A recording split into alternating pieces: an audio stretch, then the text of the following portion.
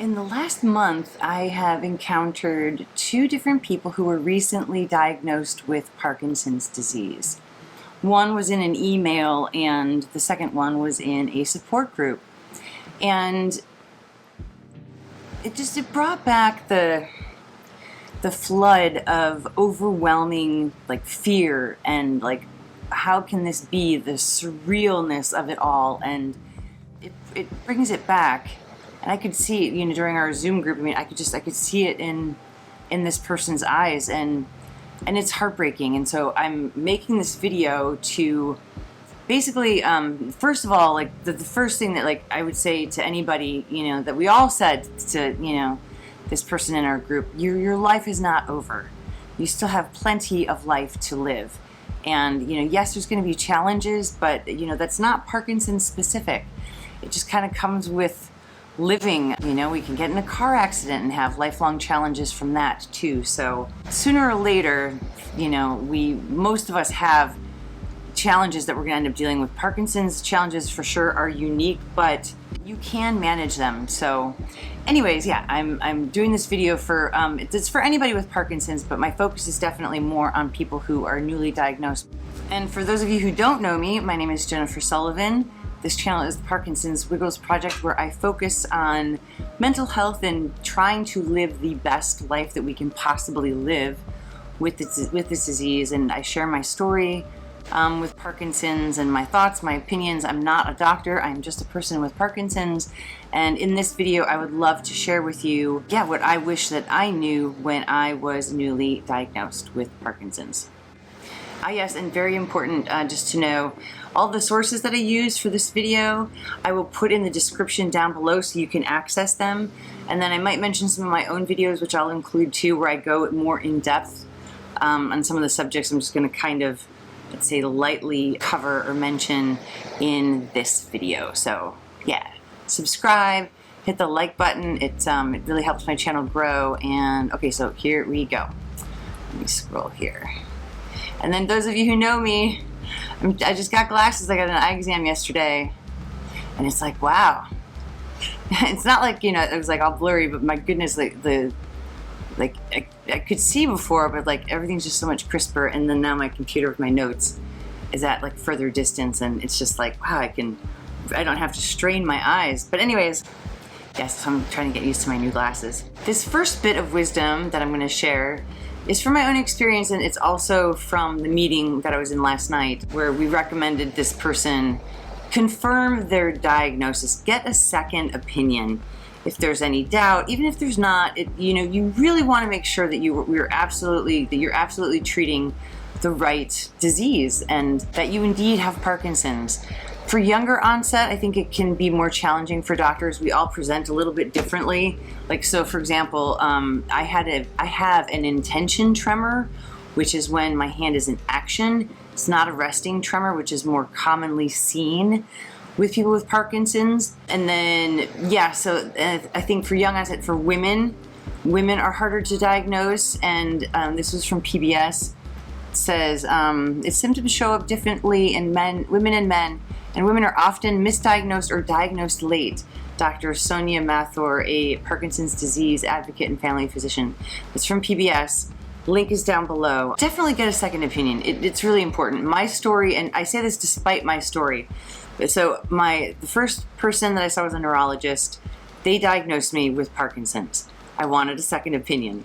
The second opinion was he referred me to a MDS, a movement disorder specialist, who is a neurologist that specializes in Parkinson's. Not a friendly or professional visit with this doctor, unfortunately, but he told me I did not have Parkinson's in his opinion. He said I had a stress-induced tremor, and which I was excited about. I was like, great, I don't have Parkinson's, but I couldn't move my toes. The left side of my body felt paralyzed. I had a drag in my foot. The reduced arm swing, just all of that stuff. I just felt weak on my left side, and I'm like, okay, why can't I move my toes? Anyways, after him, I went to get a nerve conduction study, and then this woman said to me, go back to the UCSF guy. If he says the same thing, if he sticks to this story, then I would go to Stanford to rule out MS. So I went back to the UCSF guy. He said stress-induced tremor. went to see this MS specialist at Stanford. And I think that he knew that I had Parkinson's but didn't want to diagnose me because that wasn't his specialty. But he did prescribe me with Cinemet or Carbidopa Levodopa, which is what is more commonly referred as. And then he referred me to a movement disorder specialist at Stanford. And so as soon as I took the Carbidopa Levodopa, he said that it's an additional tool that they use in their diagnostic, I guess their diagnostic tools to confirm a Parkinson's diagnosis. This does not work for everybody. It's called the Levodopa test. It does not work for everybody, so don't bank on it. But the medicine worked for me like right away. I mean, I could move normally again. It was amazing. And then I went to go see the movement disorder specialist that he referred me to at Stanford. She confirmed the neurologist, my first diagnosis, basically. And with the medicine and how I responded to it too, I was satisfied that I was properly diagnosed. So, and then also from Parkinson's UK, this is January 2020. In our survey of more than 2,000 people, more than a quarter reported they were misdiagnosed with a different condition before receiving the correct Parkinson's diagnosis. And then here's another one about seniors, American seniors. Every year, thousands of American seniors are told they have Parkinson's disease when they actually have received a Parkinson's misdiagnosis. For many of these patients, the correct diagnosis is a very similar but not as well-known disease, dementia with Lewy bodies. So, but definitely get a second opinion. We want to be treated for the right disease. So my next bit of advice would be to if you need help processing your diagnosis, I needed help to process my diagnosis.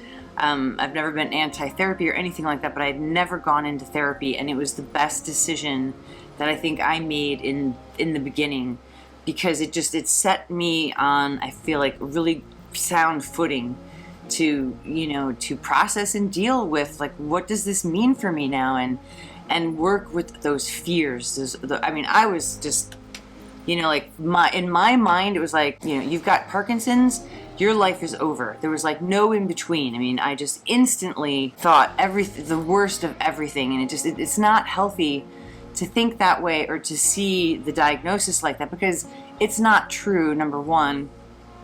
And there are things that you can do to live a good life for as long as you can with this disease. And then, of course, too, like, I'm still in contact with my therapist, so like she's still part of my healthcare team, and like I reach out to her when if I've got an issue or something that I need help working through. She's just such an amazing therapist and person. I'm just so happy that I did that. So I highly recommend, if people can, to tap into that resource, to find somebody that they connect with, and work on the mental health side, because it's the best thing that you can do for your brain. Stress, depression, those types of things are just terrible for our brain, and we really want to protect what is left of our normal functioning in the dopamine realm. Just, we want to keep our brain healthy, basically, and stress and depression and not dealing with them is not going to be good for our brains. My next bit of wisdom would be to find a support group. I waited way too long to do this, and I cannot stress this enough.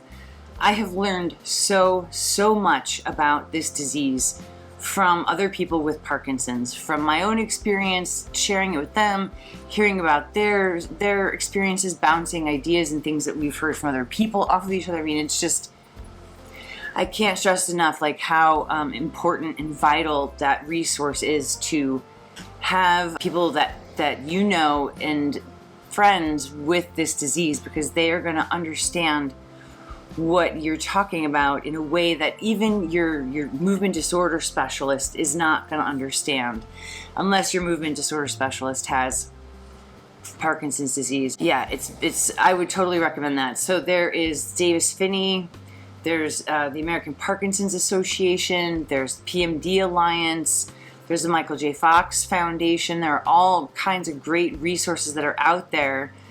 And then, like, I know that some of these organizations too have different like local chapters.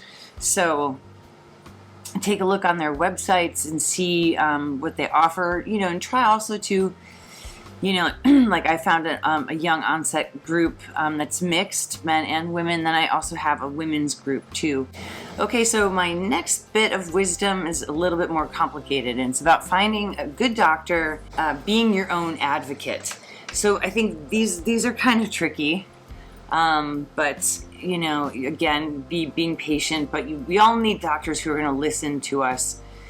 And allow for some flexibility. And unfortunately, there are doctors out there that I haven't encountered, but I have heard from other people where they won't like prescribe them carbidopa, levodopa because it's too early in their opinion. And then there's other doctors that like have fear about agonists. And I've got videos on levodopa phobia. And then like I did one about my evolution with how much carbidopa, levodopa I take and how it kind of grew over the years. But you need your doctor to be flexible with you and listen to your needs and what you do and don't want to do. You should have a sense of what that is. So like, for example, I was started right away on carbidopa, levodopa. And for me, I did not want to try anything else because it worked so beautifully. But I had read that that a lot of doctors like to start patients on agonists before going to carbidopa, levodopa. And for me, that just wasn't going to work because I knew that, well, I know, like, so I gamble, I love to play poker, I spend money, I love shopping online, and some of the side effects of dopamine agonists can lead to increased behaviors like gambling, hypersexuality, or sexual activity, online shopping and spending sprees, just crazy stuff. So know yourself enough to kind of be able to say, you know what, I don't think that's going to work for me, whatever that might be. But also do your research too, because like the thing is while dopamine agonist I didn't think it was going to be good for me, it does work for some people. So always keep that in mind. And your doctor should, I feel like, be willing to let you try what you feel like is going to possibly be best for you. And luckily for me, I mean, it was carbidopa, levodopa from the very beginning. And I'm still taking it 10 years later. So like when you start hearing things about like, oh, it stops working after 5 years, it's not true. What they believe now is that it's just that the disease has progressed, and because of that, the medicine becomes less effective. And this kind of ties into like, just don't fear carbidopa, levodopa. Check out my Levodopa Phobia video, my Levodopa Evolution, because it is the best treatment, and you can't start it too early. So when you start hearing these fears, it's hard to really counter a doctor who's gone to school I'm not a neurologist, I'm not an MDS, so I don't really feel like it's my place. But at the same time, it's like you want them to be current on the latest research. So find a good doctor. Exercise and diet. Believe what they say. You need to exercise and you need to eat a healthy diet. So that is very important. Find something that works for you. Like for example, I'm not a gym person at all. Never gotten into it. I've tried, not a fan. So I hike with my dog. That is my daily activity. I dance. I love dancing. So that's another one. But find whatever it is for you that works. Riding a bike, running, whatever it is, find it and do it. And healthy foods. I've been working on my diet. I mean, I know that I eat pretty healthy, honestly, but I know that I can do better. I know it's a scary time, but know that the community is here for you, and that there are really wonderful resources out there for you. You just got to find them, and it might take a little bit, but be patient. It's a journey, and take a deep breath. Decompress. You're going to be overwhelmed with just so much information, and you're not going to be able to process it all like in one sitting. It is really a journey, and I call myself my Parkinson's body. It has taken time for me to get to know the rhythms, the changes, what it needs, when it needs it. It took a long time for me to to recognize that. Oh, I got a phone call. Let's see. Yeah, so hopefully these tips will just help you maybe just relieve some of the stress and feelings of being overwhelmed that you might be feeling right now. And know that the community, the Parkinson's community, is honestly like one of the greatest communities of people that I've ever met. You know, if there's one bright side or silver lining of this diagnosis, it's definitely the people that I've met and the Parkinson's community as a whole. Just some really wonderful people out there who, you know, who hear you and who are, you know, here for you. And yeah, so take a deep breath. It's going to be okay. And thank you for watching this video. See you soon.